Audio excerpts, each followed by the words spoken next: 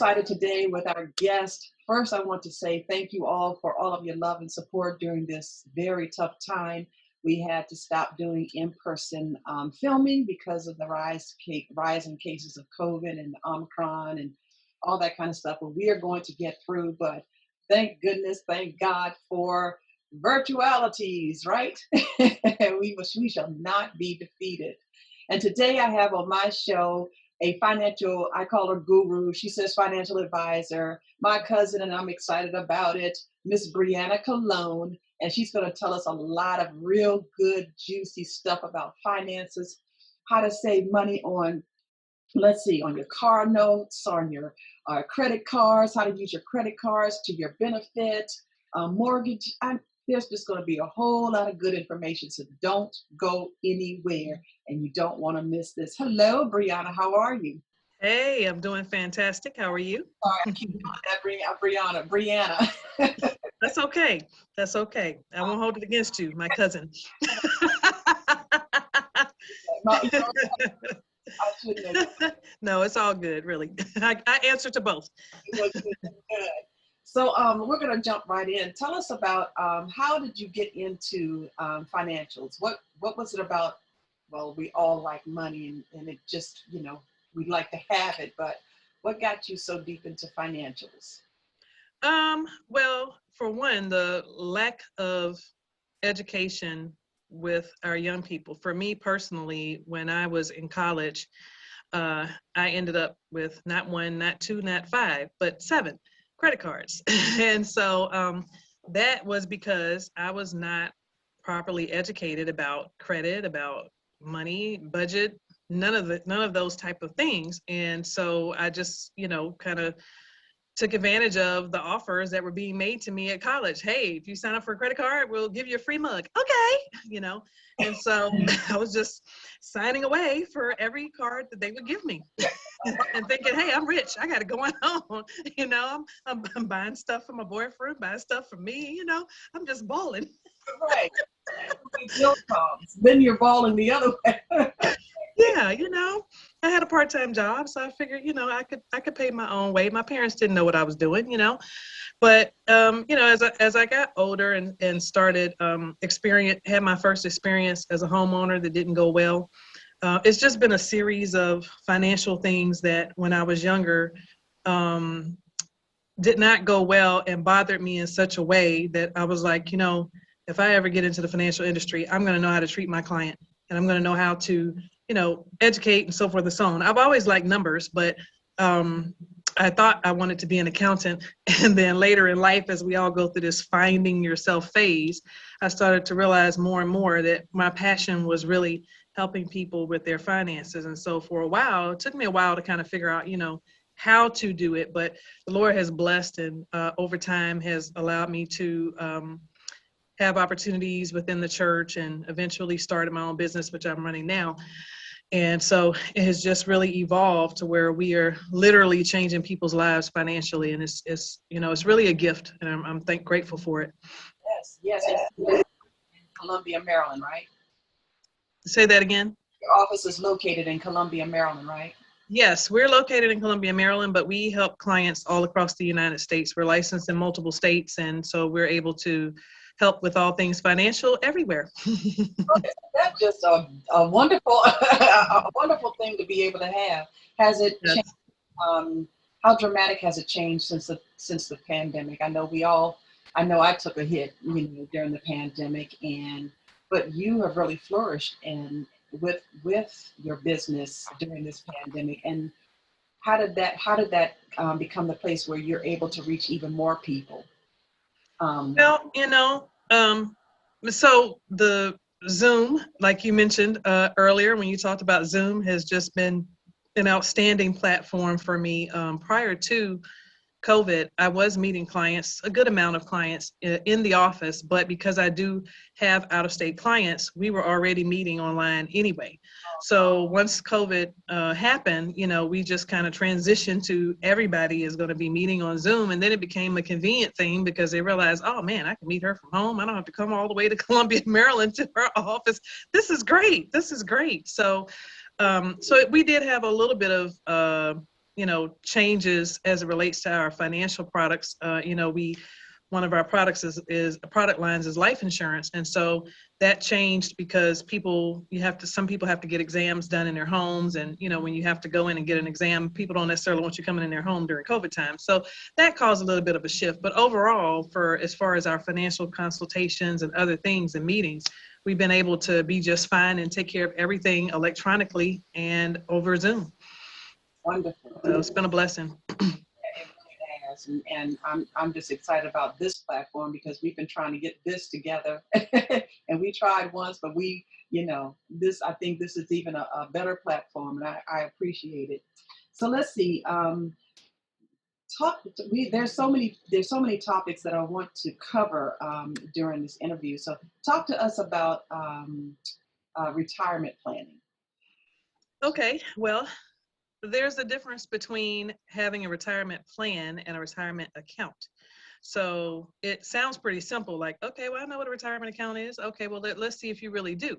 People have the right general idea of, oh, yeah, I put money into my 401k, my 403b, my TSP, and all of those things. But just because you put money in does not equal to an actual retirement plan. That's just money going into a retirement account. Having a plan is knowing that if I want to retire at age 65, I know for sure that what I'm contributing is going to allow me to receive X amount of money projected that will allow me to retire the way I want to retire. If you can't answer that question, then that means you don't have a retirement plan. You just have a retirement account. You have the no plan plan. So,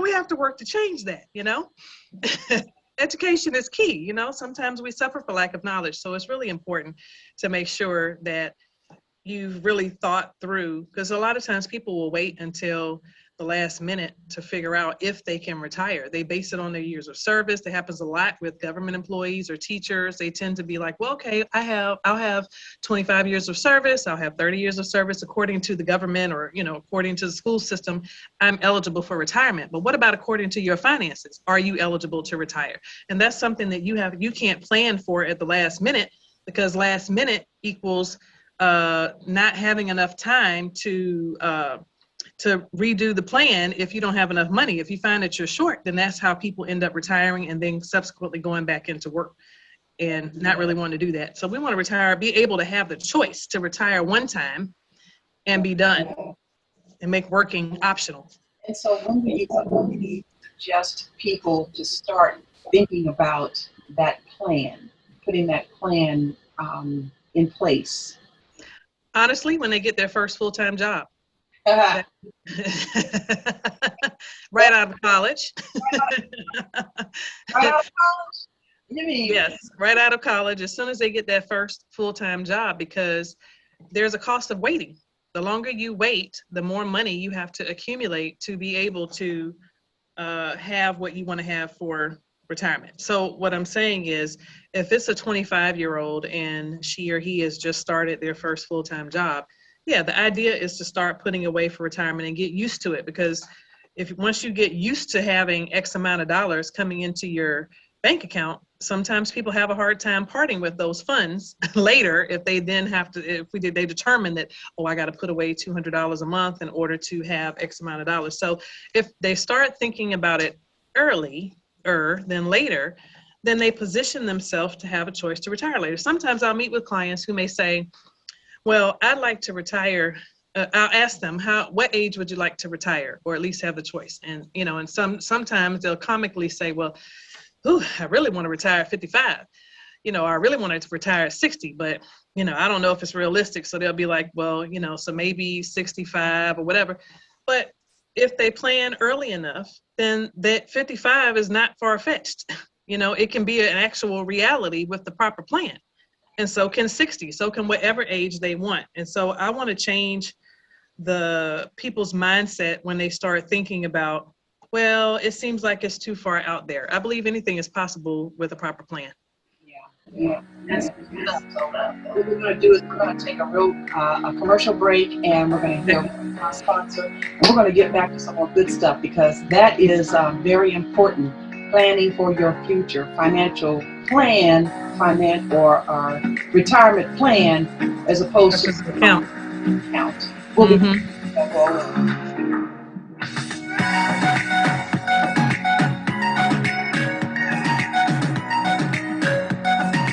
Simone Talk Show was sponsored by Extra, extra, read all about it. Clanton Communication, hot news. What's your story? Everyone has one, and experts say that most have a book buried inside of them just waiting to be released. But oftentimes we doubt ourselves to death, falsely believing that we don't have what it takes. Well, don't believe it. Clanton Communications' mission is to help your dream of becoming an author come true. Whether it's an anthology project or write your own individual book, a memoir, a devotional, a book of poems, or even a children's book, Clanton Communications has the experience and expertise to get your story from your thoughts to a book for all to enjoy. The world is waiting. Go to ClantonCommunicationsLLC.com or call us at 202-669-6048. ClantonCommunicationsLLC.com. That's 202-669-6048. Call today. Are you financially burnt out and don't know how to get back on track? Well, I have the answer for you. Integrity Financial Solutions, a financial service and education company here to serve you. We help you create a plan that will get you to the next level in your financial journey. Don't stress yourself out. Our products include retirement planning, college planning, life insurance, disability insurance, long-term care insurance, IRA rollovers, money management, and more. Check us out at managegodsmoney.com. Then call and make your appointment at 410-312-5596. That's 410-312-5596. At Integrity Financial, our mission is to help our clients get to the next level financially. We believe a changed mindset minus old habits equals permanent results. Call and schedule your appointment today. Integrity Financial Solutions, the answer to all of your financial needs. Hello, I'm Edward Anderson, CEO of TTNP Corporation, with a heartfelt thanks to all those on the front line during this COVID-19 outbreak. Police, fire and rescue, healthcare, and essential workers, please stay safe. Here at TTNP, we celebrate 20 years of supporting IT and critical environmental needs of businesses. Together, let's work out a solution to keep your business moving forward. Please contact us at ttnpsolutions.com. And again, stay safe.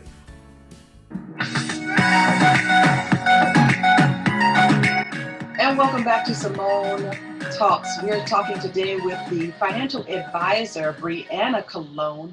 And just before the commercial break, we were talking about the difference between retirement plans and retirement accounts. And she was telling us about the difference between those two things and when to start planning for your retirement. Please iterate when we should start planning for your retirement.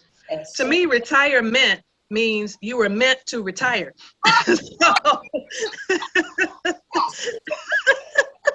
So yes, you should be thinking about it as soon as you get your first full-time job. I've met people who don't have a clue, and they're already 40 and don't have a clue even about their employee benefits because they haven't really paid much attention. They feel like it's too hard. I didn't understand it, didn't know to ask questions, all of those type of things.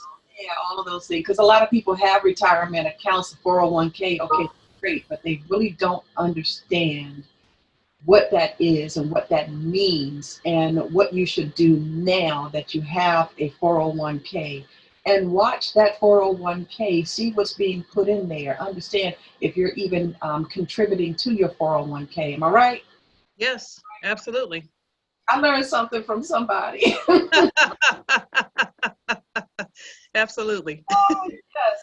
So let's talk about how to save money on, I know we talked about retirement. Let's talk about car loans and cell phone bills, those things. How do we save money on that? Okay. So for cars, for auto loans, let's talk about the money we waste. We already know that as soon as we leave the car lot from that purchase, the car is already starting to depreciate. What we have not really thought too much detail about is how much down the hole we have gotten ourselves in when we leave the lot by way of how we structure our loan. So if you don't put any type of deposit down at all, that means that you are likely not only financing the loan, but you are possibly financing gap coverage. You're financing the warranty and any other costs, tax, tag, title, and everything else. So by the time you add all those things on top of the cost of the car, you just turned a $30,000 car into a $35,000 loan. And so now, go ahead. So you're saying don't, I was told you don't have to put any money down on a car because so for instance, if they say, okay, how much do you have to put down? I'm going to put down $1,000.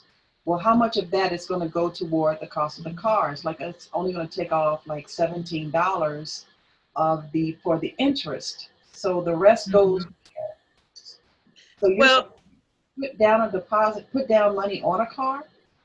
what I'm saying is, if you're going to put money down, you need to at least be able to cover the cost of the warranty, the cost of the gap. Don't think about how much you're reducing the car balance unless you are paying that much of a down payment. But I'm saying at the very least, let's cover the cost of the warranty, because why are we financing a warranty?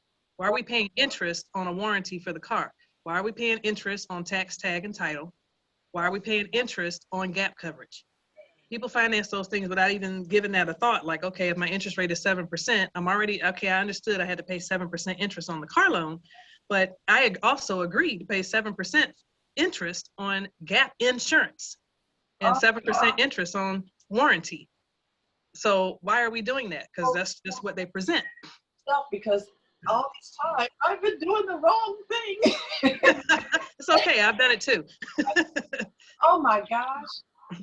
So now you can go in there and say, hey, I'm just going to pay this money toward that and not finance it, just to finance the cost of the car itself. Right, because what's presented to you is the way we've learned it, because that's what they wanted. So they make more money if we finance stuff. So of course, the way they're going to present it and say, oh, well, it's only going to add $15 more a month on your car payment. That's the selling point. And so all we're thinking at the end of the day is, what is the bottom line? How much money am I going to make? How much am I going to pay for my car payment every month? And if the payment sounds good, then I'm good with that. Not really giving thought to what else am I really doing. And where it starts to impact people, where they do start to realize it, is if they get to year 2, 3, 4, whatever, and they're ready to trade this car in and they find out they're upside down. Well, why are you upside down? Can we go back and figure that out? Because you added money on the front end of the loan. That is good stuff. Oh, exclamation points. Wow. So what about cell phones? Oh, yes. Sorry, guys. I got carried away there. I'm excited. Oh, my goodness. Oh, it's power, man. Knowledge is power. It is. You're absolutely right. So cell phones, mainly it's really just considering what all are you paying for, evaluating the bill itself. What all are you paying for? Are you getting the most bang for your buck? If you're paying for an unlimited plan, are you using it in an unlimited way? Are you someone who is on the phone all the time and you're using thousands of minutes? Or are you not really a phone person, but you needed a phone, so you're only using 500 to 700 minutes, yet you're paying for an unlimited plan that might be costing you $70 or $80, and maybe you need the $40 or $50 plan. So it's good to evaluate and really look at the bill in more detail to see what is your usage. How much data are you using? Are you paying for too much data? Are you paying for too much on the talk and text if you're not really texting? Are you paying for phone insurance? Why? If you have an adequate emergency savings and your phone is your life, it's like a child, we already know that. If your phone dies and you need another phone, to keep in contact, then you should be able to pull that from your emergency funds and take care of it and pay for it. Why do we need to pay extra on the bill so that Verizon and the others can just collect more money? They don't mind at all, but you should mind because those little dollars add up. Which leads to, you said emergency fund. Most people do not have an emergency fund, an emergency account. And that is something that can, that rainy day, put away for a rainy day. That's what you're speaking of, right? Yes. I think people misunderstand though on how much the rainy day fund should be, because a lot of times if we've never really learned any logic or explanation for how much or why we should be putting money away, we may think just any random number is okay. Well, I have $500 in my savings, so that's my rainy day fund. Well, is $500 really going to help you if you have a $1,500 problem with your car? And then that's what causes people to turn to credit cards. So if with the emergency fund, it's important. It's just like the same concept about saving for retirement.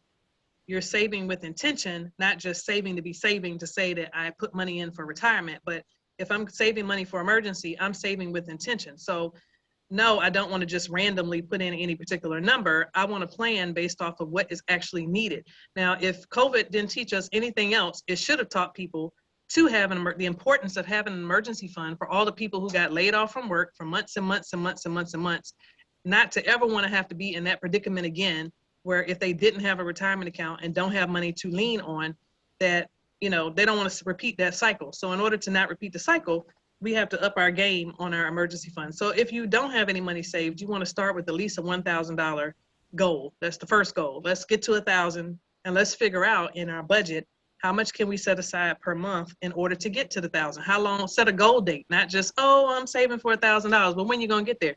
I don't know.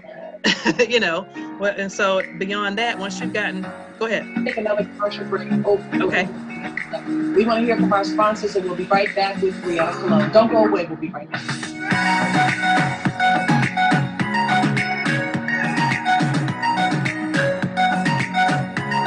The Sabone Talk Show was sponsored by Extra, extra, read all about it. Clanton Communication, hot news. What's your story? Everyone has one, and experts say that most have a book buried inside of them just waiting to be released. But oftentimes we doubt ourselves to death, falsely believing that we don't have what it takes.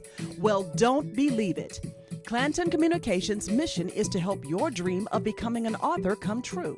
Whether it's an anthology project or write your own individual book, a memoir, a devotional, a book of poems, or even a children's book, Clanton Communications has the experience and expertise to get your story from your thoughts to a book for all to enjoy. The world is waiting.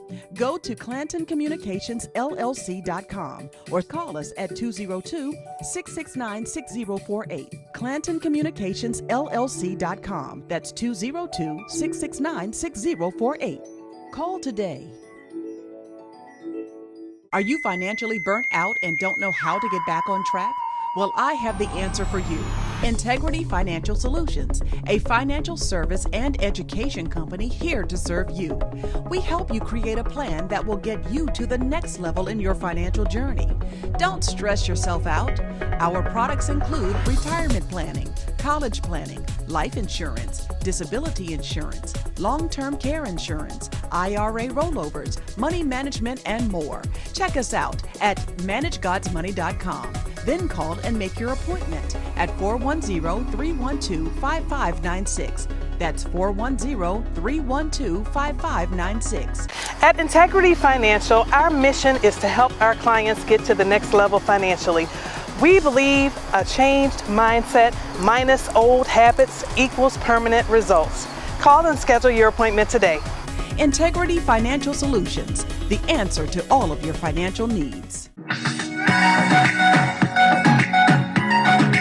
And we are back with Breanna Colón. We're talking about financial, all things financial. She is a financial expert, a financial guru, a financial advisor. Oh my goodness. Yes. Happened in your office. Yes, we're talking about you. And we so much good stuff so far. We were talking about what were we talking about? We were talking about savings, emergency savings. Emergency savings, yes, and how important it is to have an emergency fund. And like she said, if COVID didn't teach us anything else, we know that it's important to start putting away. So she was talking about setting goals and start to add to that account. Now, what my question is, should we create in that account, should we create or set up an account that is interest bearing or? Absolutely. So, and that's very important because your money is making money. And What about an account that you cannot touch it unless you are totally taking it or closing the account? Those types of accounts. Well, I mean, if you're speaking of like a CD or Well, I'm talking about, so if it's money that I can put into an account, but you can't withdraw from it unless either you reach that goal or you're totally closing the account out. And I haven't heard of those, but I actually need to know about it because I have some clients that probably could benefit from that. But in general, usually I will recommend for people who have the touchies, I'll call it. Touchy. The touchy. If they have a touchy problem, then I usually will recommend an online account that's not easily accessible. That works well as too, because typically people will open a savings account wherever they have their checking account, and quite naturally when they're logging in to check the balance of checking, of course they're seeing savings, so it's constantly in your face, so it makes it easy to be like, oh yeah, I have a total of, no you don't. So if you make it harder on yourself and move the money into a separate savings account that's not affiliated with your regular bank, that has, other rules and regulations similar to what you're saying, but it is accessible. It's just that you got to go through a whole bunch of extra steps to get it. That makes it a little bit easier, and it's out of sight, out of mind. Yeah. So what about mortgages? So just like a car, you put money down on a car. What about mortgages? Is it the same concept of not financing fees and stuff like that for mortgage?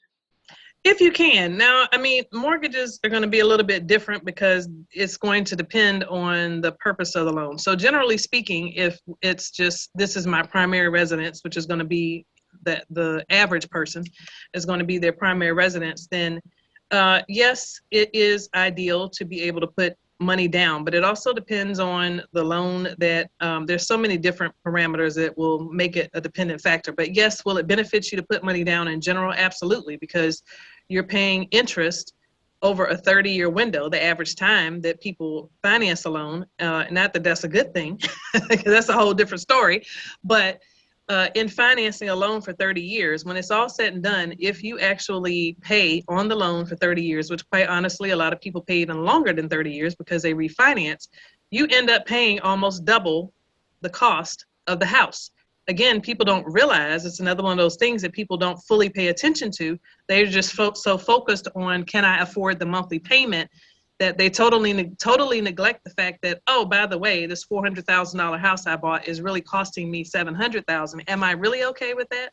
Because if I was really not okay with that, I would work on not having the loan for 30 years. Now, again, there are circumstances that may warrant a different approach, if it's investment properties or things of that nature. But just in general, for primary residence, yeah, we should put money down. So what about refinance? So because that does extend the loan, even if you're getting a lower mortgage payment, you're extending longer. Right. I always get these letters, refinance now at a lower interest rate, refinance. I'm like, I put them back in the mail and said, no, leave me alone. To refinance again, or ignore, or don't want to do it. Please leave me alone. Right. Well, there are times when it's okay to refinance, and some people take it to the extreme and refinance 2, 3, 4 times. But the problem is, in those scenarios, not only is it costing you it's costing you to refinance every time, but it's also extending your loan on top of that. So maybe if your closing costs are averaging $10,000 to $15,000 each time you refinance, and you refinance 2 or 3 times, well, now you just spent $45,000 of your equity that you're now paying back because you wanted to refinance to lower your rate or to take cash out or those type of things. Just because the rate is lower does not automatically mean you should refinance. You have to look at the whole picture. But quite honestly, most people will look at the interest rate only and say, oh, I'm gonna reduce my rate by 1%. I'm gonna reduce it by 0.5%, so I'm gonna refinance. Well, that's not always the all-in answer. And so you do have to look at the closing costs. How long are you going to be living there? When are you planning to retire? Do you want to have a mortgage going into retirement, or would you like to be done at some point? Do you want to be 90 still paying a mortgage? You know, those are things that you have to think about. The question is stop. No. So, so it's not. Is it okay to refinance if you start off with? And now this is one thing I did do when I got into my first home. I started out with a balloon mortgage, and then I refinanced to a Fixed rate. a fixed rate mortgage, which was very wonderful, and I really did appreciate that. But that to me would be the only time, because again, like you said, if you're refinancing just to get a lower rate, you're not even saving a lot on your your mortgage payment. Well, there are some times that people are. I mean, I have had some clients that have had very like maybe 6% interest rate, which 6% doesn't sound like a high number, but it is when the interest rates are down to 2. So there are some scenarios where it's definitely warranted, and the client may see a $400 to $500 savings. But also keep in mind, when a person refinances, sometimes it doesn't mean that you have to start over for 30 years. You can do a 25-year, you can do a 20-year, you can do a 15-year. So maybe rather than starting the clock over for 30 years so that you can save $400, what if you act like you still keep paying what you've been paying and do a 20-year loan instead of a 30, or something along those lines. But keeping in mind, you can also reduce your interest rate without refinancing by paying extra on the principal, because you're reducing the interest. Now, people don't really understand that, because not everybody, because there are people obviously who pay extra on their mortgage. But even with that, you need to be intentional and not just throw money at it. You're throwing extra money at the mortgage, but when is it going to be paid off with you doing that? I don't know. Sometime in the future. That's not a plan. That's just putting money in your account. I have a whole mortgage payment before the end of the year, which changed the interest rate. Is the amount of the mortgage payment. So I paid my mortgage twice, Right. you know, in 1 month for that before the end of the year, and that Right. interest rate on it. And you're bringing up a good point, though. That's because you can do that with paying the mortgage biweekly, or you can pay one extra payment a year, and it will reduce. It will take 5 to 7 years off of the life of your loan. So a lot of times, huh? You pay bi-weekly? Yes, it's the same concept as what you're saying, though. If you pay one full mortgage payment towards the principal once a year, great. If you do that, it'll save you 5 to 7 years off your loan. If you pay biweekly, pay every 2 weeks, half of the mortgage every 2 weeks. Because some people get paid every 2 weeks. So if they start paying one half of their mortgage every 2 weeks, what ends up happening is that they are still paying one full mortgage payment that goes towards the principal once a year. So it's just showing you more than one way to do it. But either way, it drops 5 to 7 years off the mortgage. You just turned a 30-year mortgage into a potentially 23-year mortgage just by doing that. And you're already reducing your interest rate. So is there really a need to refinance at that point if you're going to turn your loan into a 23-year loan? So that's why I said there are some circumstances that do warrant the refinance, but there are other times when you really could accomplish the same thing without even going through all of that, and without it costing you $10,000, $15,000 to get the loan.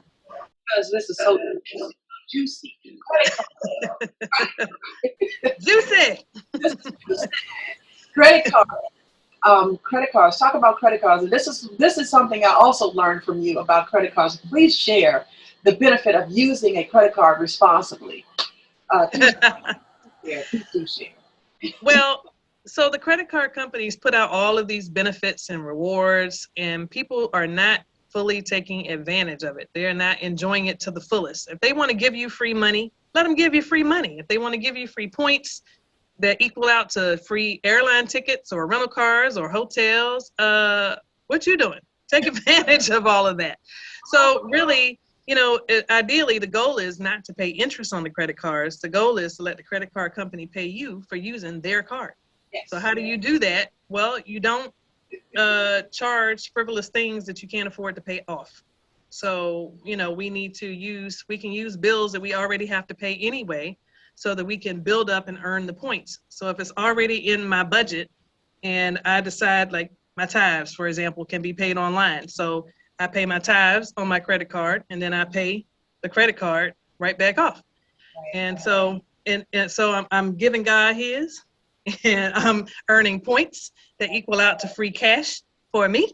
So it's a beautiful thing. On the airline, it's the same thing. Using those points to continue to earn allows me to travel practically free half the time. I'm paying $5.60 for a flight. Like, that's a pretty big deal.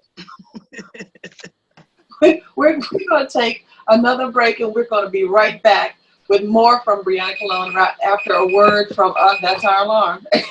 Right after a word from our sponsor, the Simone Talk Show. Woo, credit cards. Woo, yes, yes, yes. $5. The Simone Talk Show was sponsored by Extra, extra, read all about it. Clanton Communication, hot news. What's your story? Everyone has one, and experts say that most have a book buried inside of them just waiting to be released. But oftentimes we doubt ourselves to death, falsely believing that we don't have what it takes. Well, don't believe it. Clanton Communications' mission is to help your dream of becoming an author come true. Whether it's an anthology project or write your own individual book, a memoir, a devotional, a book of poems, or even a children's book, Clanton Communications has the experience and expertise to get your story from your thoughts to a book for all to enjoy. The world is waiting. Go to ClantonCommunicationsLLC.com or call us at 202-669-6048. ClantonCommunicationsLLC.com. That's 202-669-6048. Call today. I'm Edward Anderson, CEO of TTNP Corporation, with a heartfelt thanks to all those on the front line during this COVID-19 outbreak. Police, fire and rescue, healthcare, and essential workers, please stay safe. Here at TTNP, we celebrate 20 years of supporting IT and critical environmental needs of businesses. Together, let's work out a solution to keep your business moving forward. Please contact us at ttnpsolutions.com. And again, stay safe. Are you financially burnt out and don't know how to get back on track? Well, I have the answer for you. Integrity Financial Solutions, a financial service and education company here to serve you. We help you create a plan that will get you to the next level in your financial journey. Don't stress yourself out.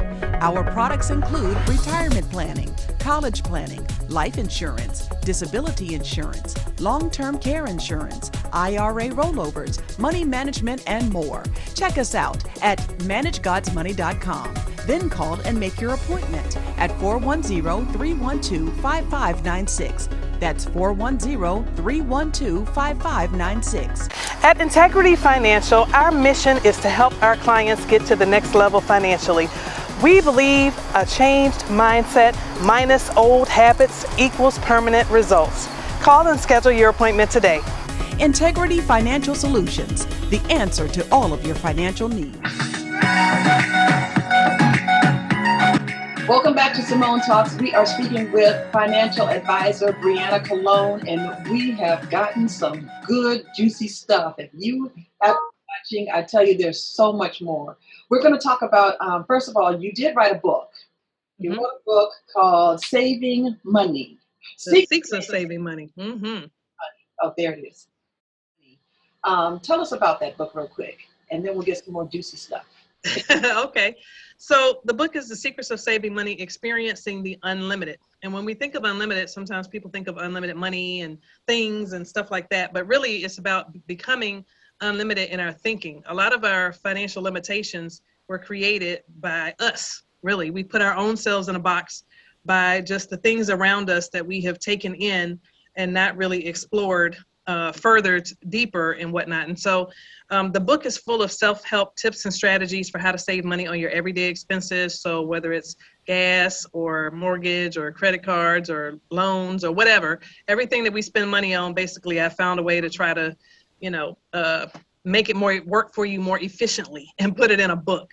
And so it also speaks to our mindset and how we think about money and how we think about things in general. So the book is available on Amazon and on Barnes & Nobles. If you type in my name or type in The Secrets of Saving Money, Experiencing the Unlimited, it should come right up for you. Boom. Autographed.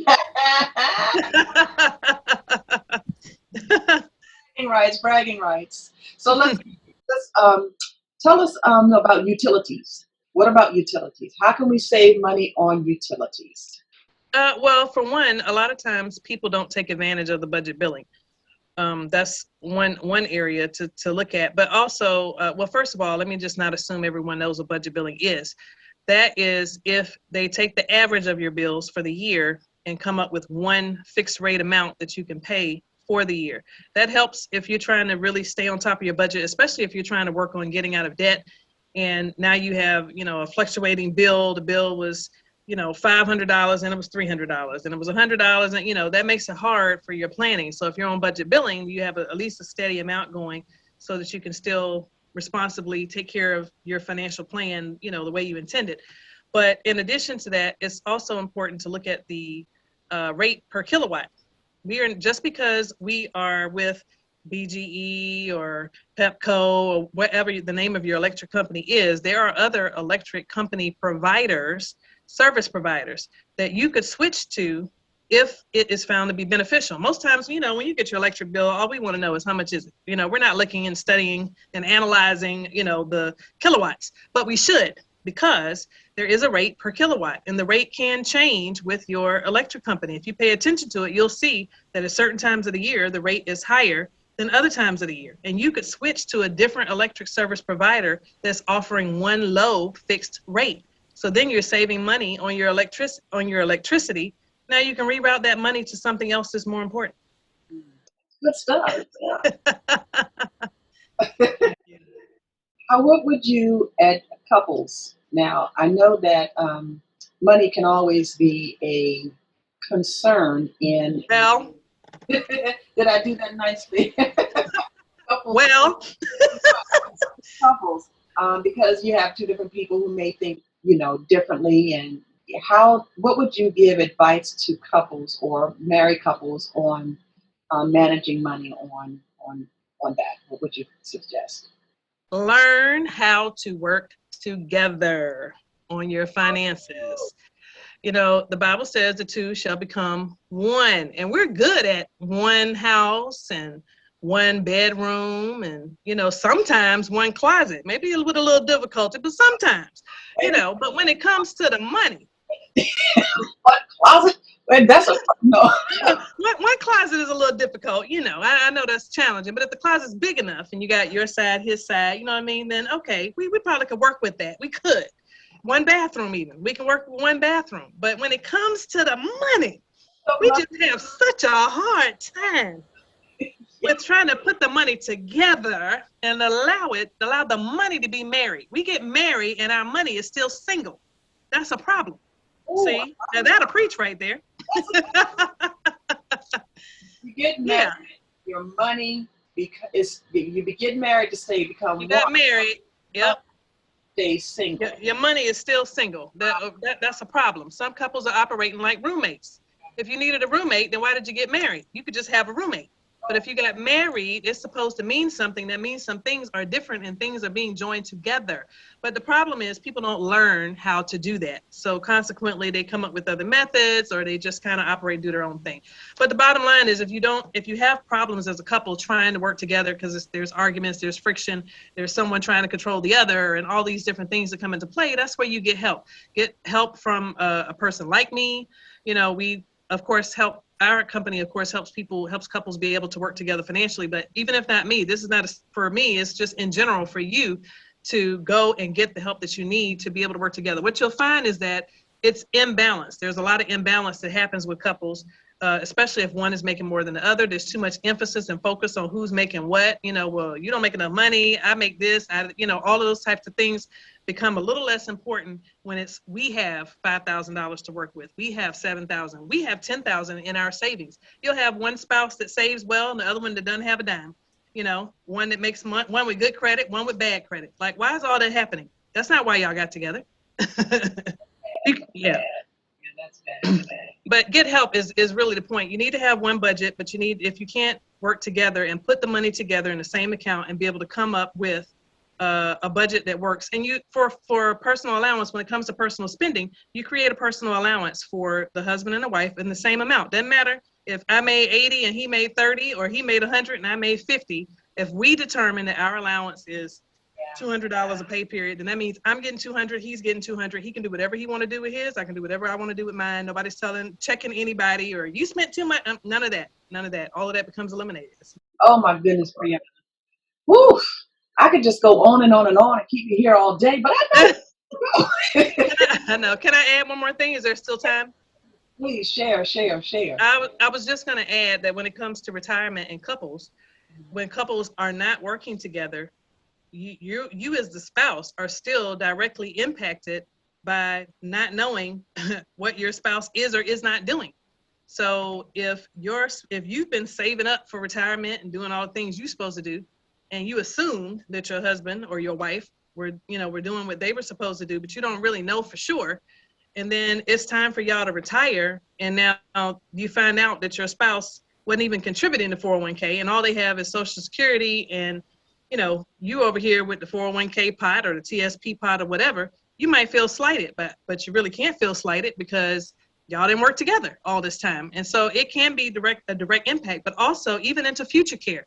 If you think ahead to, okay, if something happens to me and I'm not able to take care of myself and we need to be able to pay for assisted living, nursing home, whatever, a caregiver to come in the house, and my spouse hasn't done their part to help, in contributing so that we both can be taken care of in the future, that's going to cause even more friction.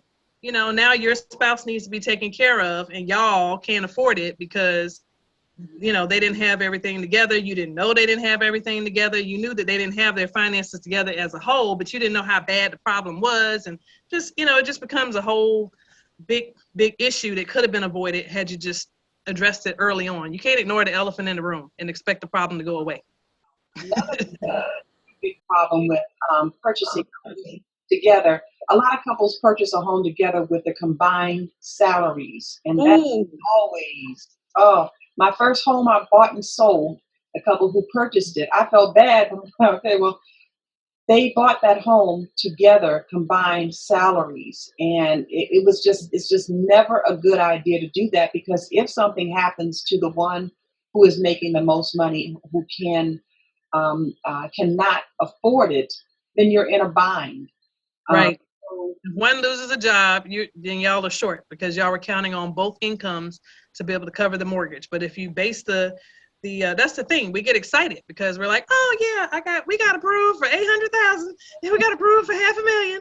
It sounds really good because the mortgage lender is going to tell you what you qualify for, according to them and their standards. But that does not mean that your budget qualified for that. So you have to go back and look at your numbers and figure out what can we truly afford. And a good rule of thumb for that is not to go over 30% of your take-home pay for your mortgage, because the lender is going to look at your gross pay. They're going to base everything off of your gross pay, but you don't live off your gross, you live off of your net. So how are you getting financing for a house based on what you don't even take home? Yes. And so people don't think about that. They're just like, oh yeah, I probably can handle the payment, and don't even have a budget to look at to figure out, can they really afford the payment? And so it just causes more and more problems. And with the few minutes you have left, Breanna, tell us, people buy their cars before they're living in an apartment, or they want to move into a house, but they go buy an expensive car before buying a house. Is that just like, I really want to move out of this and buy a house, or is it a bad idea to buy a car before you buy a house if that's your plan of action? Right. Well, a lot of times people are going to need transportation, but that does not mean you go out and buy the 5 Series BMW tomorrow. Your luxury, how bad do you want the house? You don't need to buy the expensive car first, because that's going to impact your debt to income ratio when you go to buy the house. So you need to be conservative, unless, you have no debt and, you have a very high income. There are some circumstances where it could be warranted, but for the average everyday person, no, it's not advisable. It's best for you to keep saving your money and keep your debt to income ratio low. Buy a modest car to get you started. Get in the home, because if you've never owned a home, you don't know what you're in store for. You don't know what all comes with buying a home.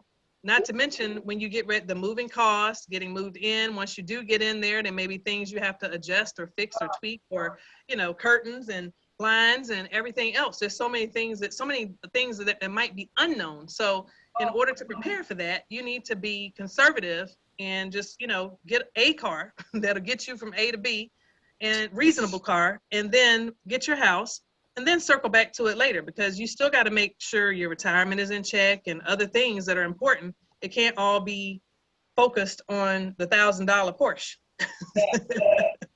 In making emotional decisions about finances and things like that. So I had a car. I did not need a new car. And I made the decision, okay, I don't need a new car right now. Mine works fine. I would love to get into this, my dream car or my dream truck. I would love to get into it. But my first priority is now I want to move into a home. And that's what I did.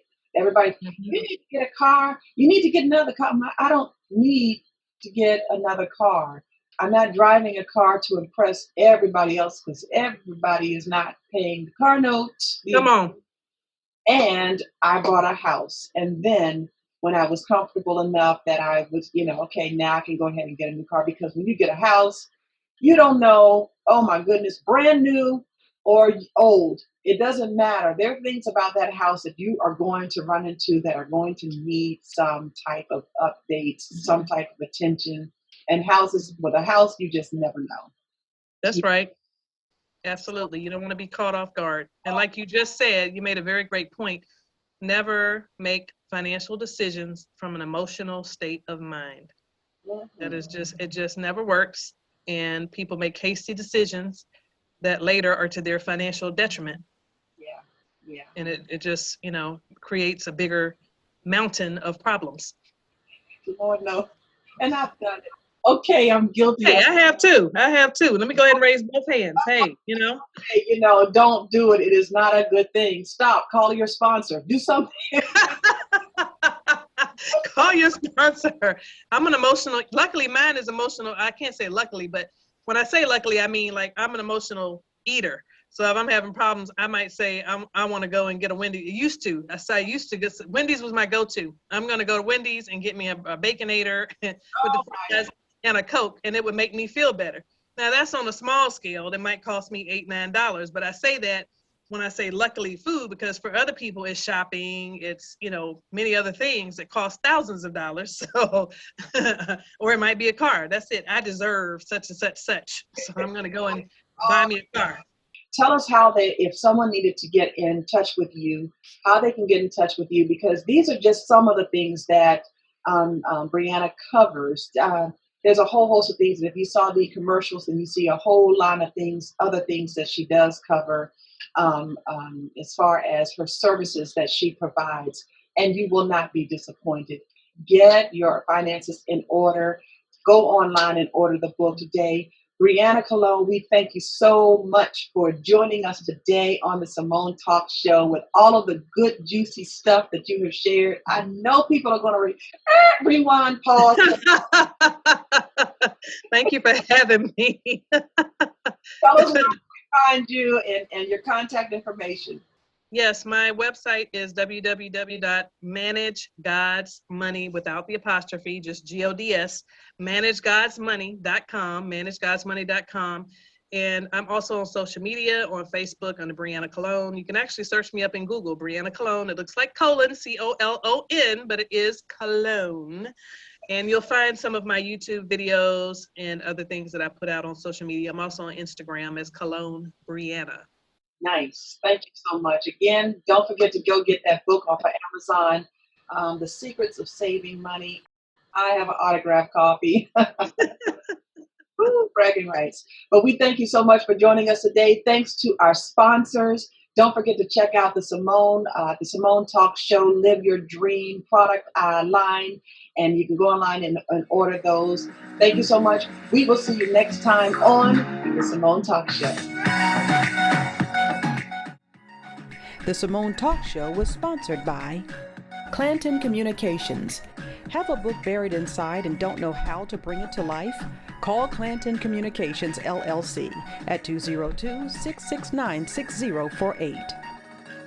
If you are new to the show, go ahead and subscribe to the channel. Click on the notification bell. Give us a thumbs up and leave a comment. Thank you for watching.